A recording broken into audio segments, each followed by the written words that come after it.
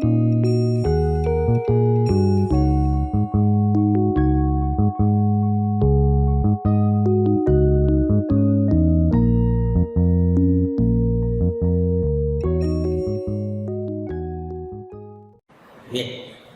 hoy en este video vamos a mirar lo que es la ética en la investigación en ciencias sociales.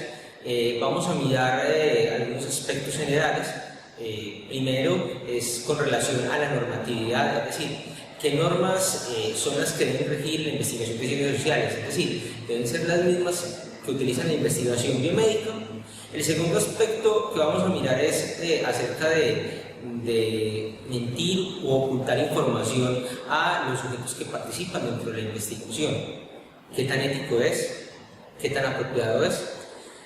La tercera parte que vamos a mirar es el tema de la vulnerabilidad, es decir, qué ocurre con los grupos sociales vulnerables, grupos sociales que necesitan de alguna forma algún tipo de protección, cómo se debe trabajar con ellas y qué pautas éticas se deben seguir y cómo se deben examinar esas vulnerabilidades. Muy bien, vamos a pasar a ello. Bien, vamos a comenzar en este módulo 3 hablando de la ética de la investigación en ciencias sociales y humanas. Como dice el profesor Miguel Cutó, chileno, dice, habría que preguntarse, ¿solo hay que pedir permiso a una persona cuando se le va a introducir un tubo o se le va a sacar un trozo de piel o se le va a dar un fármaco nuevo? ¿Y qué pasa cuando, como ocurre en las ciencias sociales y psicológicas, no nos introducimos en su cuerpo físico, sino en su mente, sus sentimientos, sus deseos, sus valores, su alma, su espíritu, como se quiera llamar? ¿Acaso no es una intervención sobre una persona? ¿No es una intromisión en su intimidad, como para permitirnos no deliberar sobre la utilidad de esa investigación para los sujetos o la sociedad, o para no hacerle ver los riesgos y beneficios y a pedirles autorización para hacerlo?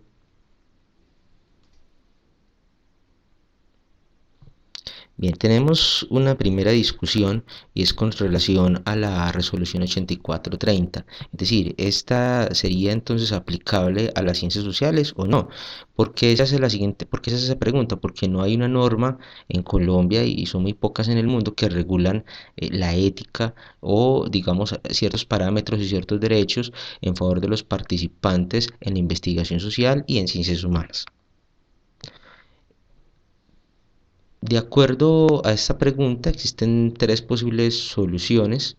La primera de ellas es decir que debido a la falta de regulación se considera que la resolución 8430 del 93 debe ser aplicable al campo de las ciencias sociales, debido a que la investigación biomédica en seres humanos puede tener efectos más delicados sobre el ser humano y por lo tanto las ciencias sociales y humanas deben tomar los más altos estándares contemplados para esta otra área del conocimiento, como sería, digamos, el caso de las ciencias biomédicas. La segunda posición es que no se puede equiparar las ciencias sociales y humanas a las ciencias biomédicas, pues las finalidades y fundamentos de ambas son totalmente diferentes. Es por esto que se debe crear una nueva ley. Esa es la propuesta, ¿no es cierto? Esta ley entonces debe adaptarse a las necesidades y debe establecer algunos principios diferentes para las ciencias sociales. Hay una tercera posición que dice que no es necesaria la regulación, no es necesario crear normatividad, pues la conducta del investigador social no es tan complicada, es decir, sus investigaciones no corren con los mismos riesgos que las investigaciones biomédicas, siempre la investigación social va a tener unos riesgos menores. Los comités en ética de investigación social no son necesarios, se constituyen un obstáculo para la ciencia, o en palabras de Wolcott, citado por Mansionis y Plumer, dice que hay unos burócratas mezquinos que encuentran consuelo en hacer cumplir unas reglas nimias que roban el tiempo valioso de otros e intentan acabar por completo con el proceso de descubrimiento que practican los investigadores cualitativos. Entonces esas son, digamos, como las tres posiciones. El Comité de Bioética ha asumido esta posición. El comité dice que todas las investigaciones con seres humanos tienen riesgos y por más mínimos que estos sean, no sobra seguir unas recomendaciones mínimas para que el proceso de investigación social o en humanidades respete esos derechos del participante. Mientras no exista una regulación en Colombia sobre ética de investigación en ciencias sociales, es necesario tener un punto de partida compartida en la resolución 8430 y en otras normas tanto nacionales como internacionales, pero siempre bajo el amparo de la deliberación, y se debe buscar que el ser humano, tanto el participante como el investigador, no se vean afectados, o al menos minimizar, digamos, los riesgos previsibles en ese tipo de investigaciones. El Comité de Bioética, recuerden ustedes, cumple una función de acompañamiento al investigador para minimizar este tipo de riesgos. ¿Es ético mentir u omitir información al participante? Bien, en investigación social, a veces es necesario que el participante no conozca todas las circunstancias que rodean su participación, con el fin de no viciar la misma, ¿no? Frente a este tema, la literatura recomienda que se le diga desde un comienzo al participante que los objetivos y beneficios de la investigación y la prueba no serán revelados sino solo hasta el final de la misma, pero se le deberá informar los posibles riesgos y los derechos que tiene, y también digamos que en todo momento de la prueba va a estar protegida su integridad física y su integridad mental. Con relación a lo anterior, pues existen algunos casos donde se evidencian faltas a la ética dentro de la investigación social. Tenemos, digamos, dentro de los más emblemáticos, el caso del experimento llevado a la Universidad de Stanford, que inspiró incluso hasta varias producciones cinematográficas. Hay varias películas que llevan por título el experimento de Stanford, o el experimento simplemente, o el experimento de la prisión. Entonces hay, digamos, una apuesta cinematográfica con relación incluso a este tipo de investigaciones. En esta investigación, el investigador Philip Zimbardo intentó estudiar la influencia en la conducta humana de la vida en prisión, especialmente los conflictos que se presentan allí. En esta investigación se le pagó a aproximadamente unos 24 voluntarios, si mal no recuerdo, para que hicieran el papel de guardián o de prisionero, pero la presión y los abusos que se cometieron dentro del experimento devinieron en la suspensión del mismo en menos de una semana. Desde el punto de vista ético se encuentran algunos inconvenientes en esta investigación. Primero, los resultados del experimento se podrían generalizar, es decir, apenas estamos hablando de 24 participantes en unas condiciones establecidas por este investigador, pero realmente recrean las condiciones también de la cárcel. Es, digamos, como la otra pregunta. Y lo otro es que el investigador, en este caso Philip Zimbardo, participó directamente en la investigación, instigando e influyendo el resultado. Entonces, hasta qué punto, digamos, el resultado no fue viciado. Y también, digamos, faltó un mayor control. Digamos, sería la cuarta y última recomendación, o bueno, más que recomendación, digamos, como observación con relación a esta investigación, es que faltó un mayor control y protección de los participantes. Incluso cuando se termina la investigación, algunos de ellos terminaron con desórdenes emocionales.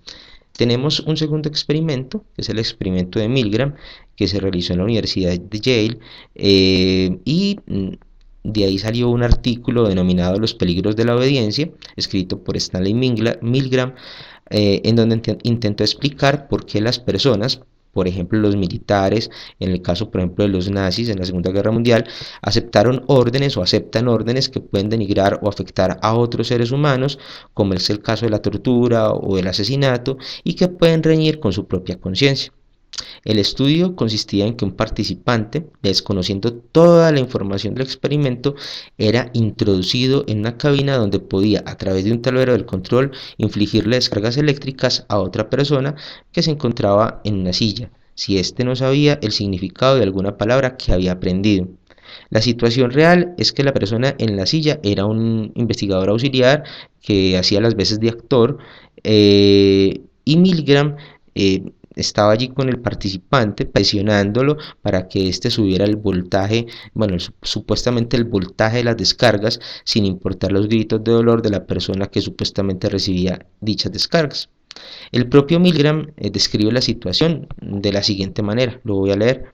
Monté un simple experimento en la Universidad de Yale para probar cuánto dolor infligiría un ciudadano corriente a otra persona simplemente porque se le pedían para un experimento científico. La férrea autoridad se impuso a los fuertes imperativos morales de los sujetos participantes de lastimar a otros, y con los gritos de las víctimas sonando en los oídos de los sujetos participantes, la autoridad subyugaba con mayor frecuencia. La extrema buena voluntad de los adultos de aceptar casi cualquier requerimiento ordenado por la autoridad constituye el principal descubrimiento de este estudio. ¿Por qué se habla de falta de la ética? Bueno, tiene algunos problemas muy parecidos al experimento de Philip Zimbardo. Por un lado, el investigador participó directamente, influyó en los resultados de la investigación. La otra cuestión, digamos, importante es que no se podría generalizar, solamente se hizo en la Universidad de Yale, y pues también, digamos, faltó un mayor control y protección de los participantes, porque al igual que en el caso de Philip Zimbardo, en el caso de Stalin Milgram, también algunos de los participantes resultaron con algunos desórdenes emocionales menores.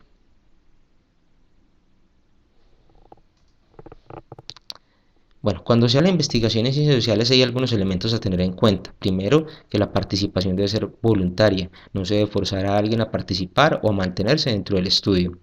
El lenguaje que se debe utilizar con el participante debe ser sencillo. En el protocolo de investigación que uno le lee al participante, donde se le mencionan los riesgos, los beneficios y demás, se debe presentar en un lenguaje muy sencillo para que éste lo pueda entender. El consentimiento informado también es necesario tenerlo presente aquí. Se sugiere siempre que sea escrito. También se pide, digamos, el respeto a la confidencialidad, la protección del sujeto investigado siempre tiene que primar sobre todo. Si hay algún tipo de conflicto de interés, entonces no es bueno que el investigador esté presente dentro de esa investigación o digamos, culminarla. La forma de recopilar y sistematizar la información obtenida debe ser a través de procedimientos técnicos o investigativos que le den validez. La veracidad y transparencia en el manejo de la información también es muy importante, igual que la prevención del daño y la acción de cuidado y los límites de la observación participante. Entonces, todos esos aspectos sí que tenerlos en cuenta con relación a la investigación social. Bien, ¿cómo trabajar con población vulnerable?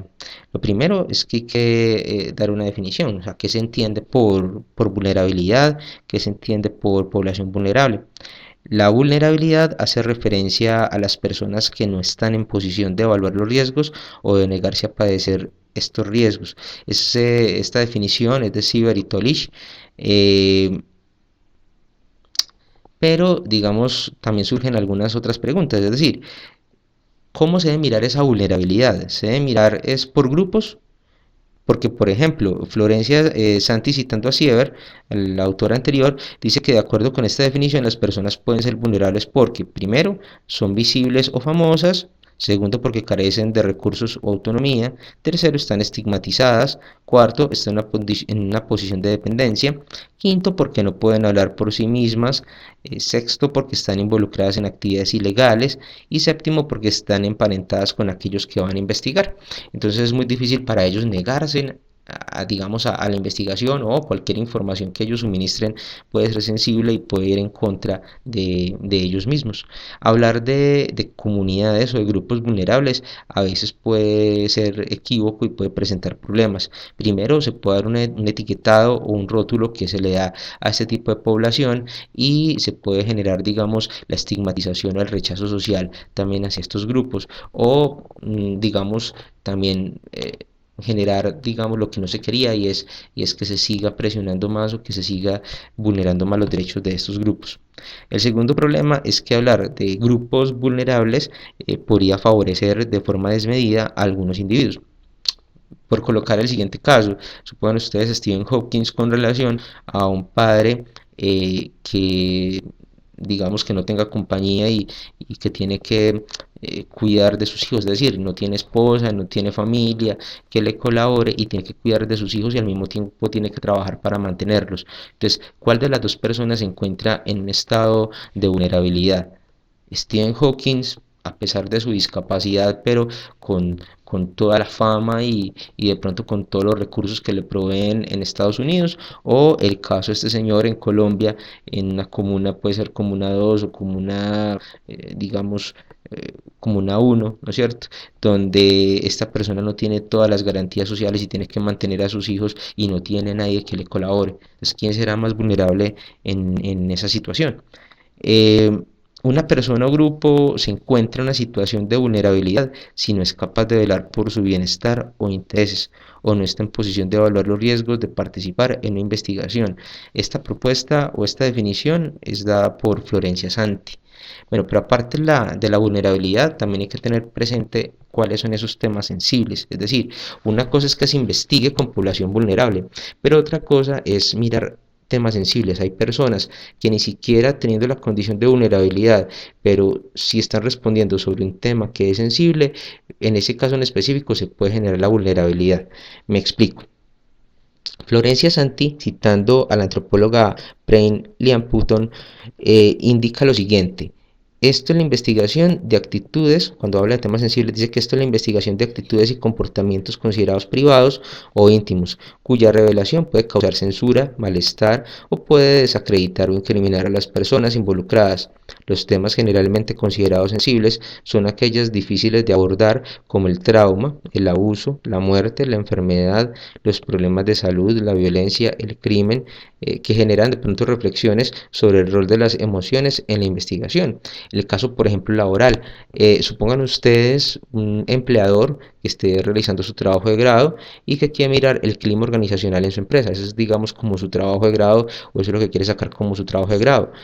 Si yo, digamos, le pregunto directamente a los empleados y aparte de eso no se respeta, digamos, la confidencialidad, es decir, el investigador, que en este caso es el empleador, sabe quién está respondiendo qué cosa. ¿Ustedes creen que el investigado, la persona, digamos, que participa, va a decir libremente lo que piensa? Y si dice libremente lo que piensa, ¿qué consecuencias puede tener? Bien. El otro aspecto importante a mirar es la metodología de investigación. Si yo adopto una metodología determinada, eso justifica lo demás, es decir, no tengo que pasar consentimientos, no tengo que ir a comités porque ya hay una finalidad. Por ejemplo, sería el caso de la investigación acción participativa, ¿no? Si un investigador quiere hacer este tipo de investigación y se justifica desde el punto de vista ético en que ya tiene una postura y que intenta resolver problemas sociales y que van a intervenir precisamente para ayudarle al participante, entonces eso lo justifica. Eso significa que no debe seguir unos lineamientos establecidos por la norma. O, digamos, no sería bueno que este tipo de investigaciones sean conocidas por comités. Permítame en este caso hacer una analogía. Esto sería como decir que la investigación biomédica, que es diferente a la investigación social, se justifica también porque resuelve problemas sociales, como es el tema de la salud humana. Recuerden ustedes todas las investigaciones, todos los experimentos que se hicieron en la Segunda Guerra Mundial, eh, con personas que ni siquiera dieron su consentimiento y aparte de eso, digamos, todos sus derechos fueron totalmente cercenados. Entonces, a pesar de que se lograron objetivos muy buenos, cosas que digamos la medicina hoy en día utiliza, se hizo a costa de qué, cuántas personas murieron o cuántas personas digamos sufrieron vejámenes por este tipo de investigaciones. Igual pasa en las investigaciones sociales, los investigadores tienen sus propios intereses, las poblaciones tienen sus necesidades, se deben evaluar entonces los impactos y posibles efectos de las intervenciones que se van a hacer, tratar de precaver las consecuencias negativas de la intervención. Además, analizar qué problemas existen con que unos terceros de buena fe, en el caso digamos de los comités de ética e investigación, revisen los alcances y consecuencias de las intervenciones que se van a realizar, para que emitan recomendaciones, para que los participantes e investigadores no se vean afectados o al menos para disminuir los riesgos en este tipo de investigación. Y por último, digamos, en esta parte de la vulnerabilidad es importante mirar el paternalismo versus el empoderamiento. Lo anterior, es decir, cuando hablamos acerca de la metodología de investigación utilizada, no quiere decir que el investigador debe asumir una postura 100% paternalista. El paternalismo nunca va a ser bueno. Eh, si bien, digamos, algunos tipos de investigación buscan darle voz a las personas vulnerables, como es en el caso de la investigación acción participación, que las personas que están en estado de vulnerabilidad puedan ver favorecidos sus derechos y empoderarlas, eso es algo importante. Pero también es importante tener una postura media, mediar, tener un equilibrio. Florencia Santi Ya lo decía, de lo que se trata entonces es de buscar un equilibrio entre el respeto y la protección de estas personas y grupos vulnerables, y el compromiso y la necesidad de realizar investigaciones para conocer más sobre ellos y para poder colaborar en sus empoderamientos. Bueno, vamos a pasar entonces al resumen. Muchas gracias. Muy bien, resumiendo. Lo que hemos visto en este video, en primer lugar, fue el tema de si es necesaria una nueva normatividad con relación a la ética de la investigación o no es necesaria.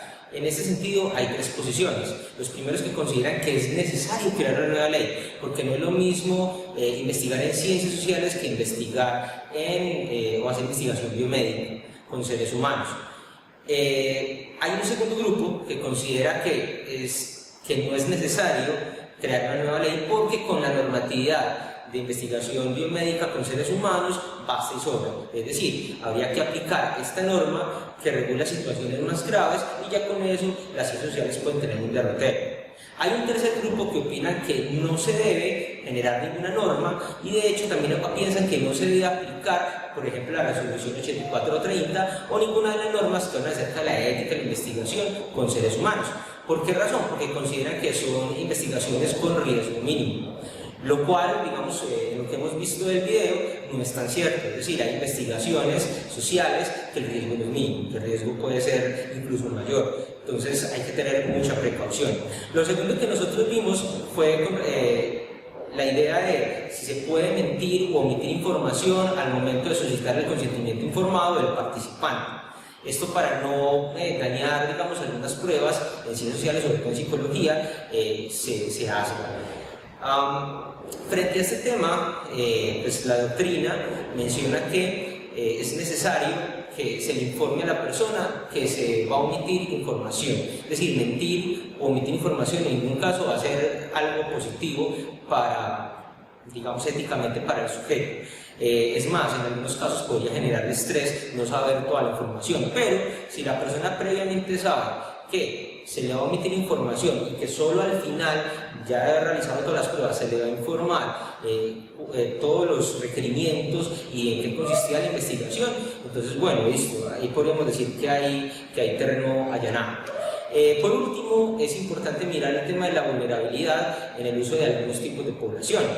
Recuerden ustedes que hay grupos que se consideran vulnerables, investigar con ellos requieren ciertos requerimientos que son necesarios precisar. Por ejemplo, no es lo mismo investigar con Perito Pérez que investigar con Perito Pérez que es persona en situación de desplazamiento o es persona en situación de discapacidad o con Teresita que es una mujer en embarazo. Entonces hay ciertos tipos de población que son considerados vulnerables y con ellos hay que tener ciertas especificaciones desde el punto de vista ético que ya vimos pues en el módulo. Y por último, el tema del examen de la vulnerabilidad. ¿Cómo se debe examinar esa vulnerabilidad? ¿Será que si yo digo que un grupo es vulnerable, realmente lo es? Si comparamos, por ejemplo, el caso de Stephen Hawking y lo comparamos con un hombre que esté ubicado, por ejemplo, en la Comuna 2, ¿cuál será de pronto más vulnerable? ¿Stephen Hawking a pesar de su discapacidad o estaríamos hablando de esta persona que está ubicada en la Comuna 2? ¿Quién es más vulnerable en ese caso? Entonces el tema de la vulnerabilidad hay que mirarlo, según Florencia Luna, de acuerdo a las capas. Hay que mirar realmente quién es la persona vulnerable para poder destinar, digamos, como toda la acción y tener esas especificidades éticas con relación a esta persona. Bueno, muchas gracias.